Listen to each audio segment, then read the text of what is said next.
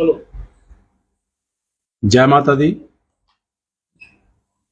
मैं श्याम सिंह, प्रेसिडेंट वारीदार संघर्ष कमेटी, और हमारी सारी टीम, हमारे वाइस प्रेसिडेंट विशाल जी, हमारे वाइस प्रेसिडेंट कुलदीप जी, जनरल सेक्रेटरी अपना श्रृंगार सिंह जी और सुदर्शन जी, बाकी हमारी सारी टीम, हम आज मीडिया के सामने जे लोगों को ये बात बताना चाहते हैं और आप मीडिया का शुक्रिया अदा भी करते हैं। और आप सब जानते हो कि 30 अगस्त 1986 को बारीदारों को वैष्णो देवी से निकाला गया और तब से लेकर आज तक हर साल बारीदार समाज जो है वो 30 अगस्त को ब्लैक डे के रूप में मनाता है। और इस साल भी हम उसी तरीके से ये 30 अगस्त को ब्लैक डे के रूप में मनाएंगे। तो मैं मीडिया के माध्यम से तमाम बारीदारों से ये अपील करना चाहता हूँ कि 30 अगस्त को ज़्यादा से ज़्यादा तादाद में भूमिका मंदिर में इकट्ठा होकर वहाँ पे जुलूस की शक्ल में जो जहाँ तक हम जाते हैं और प्रोटेस्ट हमारा रहता है, सभी बारीदारों से अपील है कि वो उस समय 30 तारीख को भूमिका मंदिर पर इकट्ठा हो जाएं। और साथ ही मैं कटरा के सभी लोगों को भी ये कहना चाहता हूँ, क्योंकि श्राइन बोर्ड ने पहले तो बारीदारों को वहां से निकाला, उसके बाद दुकानदारों को वहां से निकाला, उसके बाद कटरा के लोगों को भी ये बर्बाद करने पे तुला हुआ है। तो मेरी इस बार कटरा के बाकी भी जितने समाज सेविक हैं, जितने भी पॉलिटिकल लीडर हैं, और मैं सबसे ये अपील रहेगी कि 30 अगस्त को हमारा साथ दीजिए, और ताकि श्राइन बोर्ड जो कटरा को बर्बाद करने पे तुला हुआ है, जहाँ पे सिर्फ अपना एक दादागिरी यहाँ पे चला रहा है और किसी की सुनता नहीं है, तो मैं ये कह रहा हूँ कि सभी लोगों से मेरी अपील रहेगी कि ज़्यादा से ज़्यादा तादाद में लोग आकर हमारी जितने भी PRI मेंबर्स हैं, जितने हमारे पंचेस हैं, सरपंचेस हैं, BDC जो हैं और DDC जो हैं, उनसे भी हमारी ये अपील रहेगी कि आप सभी लोग, क्योंकि ये सिर्फ बारीदारों का मसला नहीं है, यहाँ पे सभी लोगों को श्राइन बोर्ड द्वारा कुचला जा रहा है। कटरा के व्यापार को जहाँ पे हाईजैक किया जा रहा है और लोकल जितना भी रोजगार था उसको श्राइन बोर्ड द्वारा खत्म किया जा रहा है।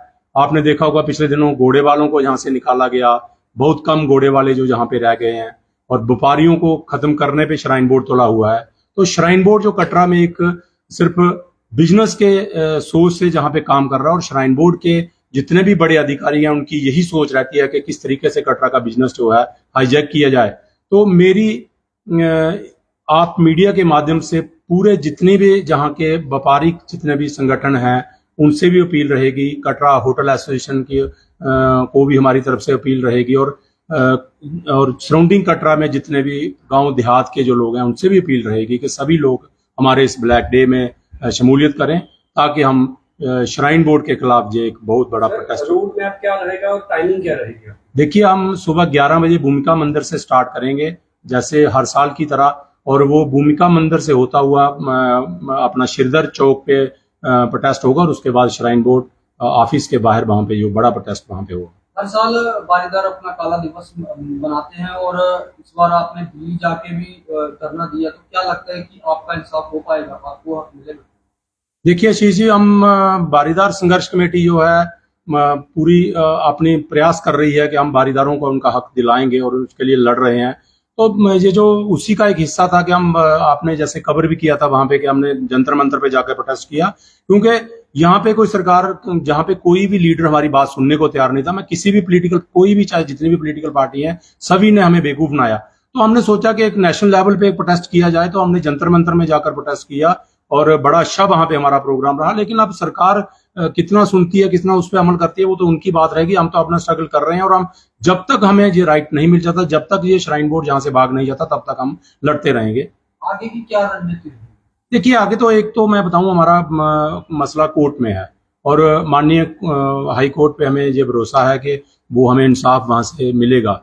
लेकिन मैं आपको और भी बातें बताऊं कि श्राइन बोर्ड यहाँ पे कुछ ऐसी चीजें कर रहा है जो हमारे बारीदार समाज को अच्छी नहीं लग रही, और जो कई ऐसे अधार्मिक जो काम जहाँ पे श्राइन बोर्ड द्वारा किए जा रहे हैं, क्योंकि माता की आस्था को ठेस पहुंचा रहे हैं। माता के ट्रेडिशनल ट्रैक को ये बर्बाद करना चाहते हैं। जैसे आपने पिछले दिनों देखा होगा कि इनका बड़ा प्रयास था कि वो वहां पे रोपवे लगाया जाए। तो मैं ये पूछना चाहता हूँ, अगर रोपवे इसी मंशा से लगाया जा रहा है कि यात्रियों को सुविधा दी जाए, तो वो ट्रैक पे भी लग सकता है। तो ये उसी मंशा से श्राइन बोर्ड रोपवे नहीं लगा रहा। ये सिर्फ श्राइन बोर्ड के बड़े अधिकारियों का ये कोशिश है कि किसी तरीके से कटरा को बाईपास करके सारा बिजनेस जो है ताराकोट में ले लिया जाए, और ताराकोट जो कि वहां पे सारी की सारी जमीन इन्हीं की है। तो एक बड़ी बड़ी साजिश है कि कटरा को बर्बाद किया जाए, कटरा सराउंडिंग को बर्बाद किया जाए। तो मैं ये कहना चाहता हूं कि इस समय सभी लोगों को, तभी मेरी अपील है कि सभी लोग इकट्ठा होकर बारीदारों का साथ दें, ताकि हम श्राइन बोर्ड को जहां से दफा कर सकें, इसको भगा सकें। क्योंकि श्राइन बोर्ड जब तक कटरा में रहेगा तब तक ये कटरा का वजूद ही खत्म कर देंगे। जी मैं कहना चाहता हूँ। पिछले चुनावों के दौरान भारत के प्रधानमंत्री द्वारा बारीदारों के हित की बात की गई थी, उसके बाद आपसे कोई पूछने आया?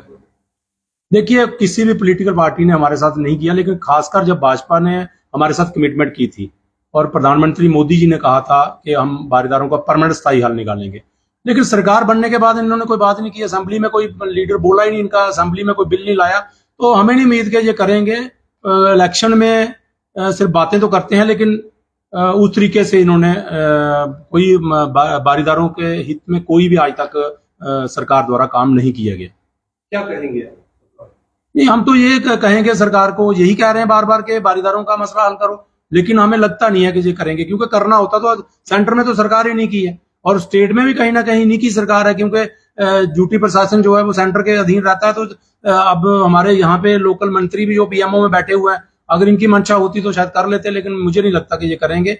लेकिन मैं आपको बताना चाहता हूं कि जब तक हमारा मसला हल नहीं होता, बारीदार संघर्ष कमेटी अपने हक के लिए लड़ती रहेगी, चाहे हमें किसी भी हद तक जाना पड़ेगा। तो उसीलिए हम ये अपील कर रहे हैं कि चूंकि अब ये मसला सिर्फ बारीदारों का नहीं रह गया, मैं एक बार फिर यही कहना चाहता हूं कि श्राइन बोर्ड का टारगेट था, पहले बारीदार थे, फिर दुकानदार आ गए, फिर कटरा आ गया, फिर घोड़े वाले आ गए, पिट्ठू वाले आ गए, अब द्रूड़ को बर्बाद करने पे तुले हुए हैं। मैं कहना चाहता हूं कि एक पॉलिसी श्राइन बोर्ड द्वारा पूरी बनाई गई है कि किस तरीके से सारा लोकल बिजनेस जो है, कटरा सराउंडिंग का बिजनेस, कटरा का बिजनेस, चरनभागता का बिजनेस किस तरीके से हाईजैक किया जाए, और ताकि श्राइन बोर्ड का ही सारा बिजनेस कटरा में रहे। तो ये एक बहुत बड़ी पॉलिसी है। और मैं आप मीडिया के माध्यम से यहाँ की एडमिनिस्ट्रेशन को भी चेताना चाहता हूं, आप जो श्राइन बोर्ड की गुलामी करना बंद कर दीजिए।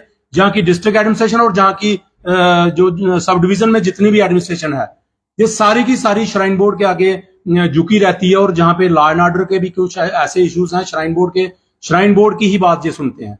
तो मैं ये आपके माध्यम से यही अपील करना चाहता हूं कि कम से कम यहाँ पे कानून का राज है, और कानून का राज रहना चाहिए। श्राइन बोर्ड ये दादागिरी यहाँ पे कर रहा है, वो ठीक नहीं है। ये आम लोग अब बर्दाश्त नहीं करेंगे। शाम जी, हजारों के तादाद में बारीदार हैं पूरे। अगर मैं रियासी डिस्ट्रिक्ट की बात करूं तो ब्लैक डे पे कितने लोग इस रोष रैली में, ब्लैक डे में शिरकत करेंगे? देखिए हिमांशु जी, कोशिश तो रहेगी कि मैक्सिमम बारीदार यहाँ पे पार्टिसिपेट करें, क्योंकि दूर दराज एरिया से बारीदार बिलोंग करते हैं, दिमाग से हैं, दूर दराज गांव से हैं। तो पॉसिबल नहीं है कि 100% यहाँ पे आ जाएंगे, लेकिन कोशिश ये रहेगी कि इस बार जोरदार प्रोटेस्ट होगा, और सभी लोग जितने भी बारीदार हैं सभी के सभी इस प्रोटेस्ट में मौजूद रहेंगे, जहां तक हमारी उम्मीद है।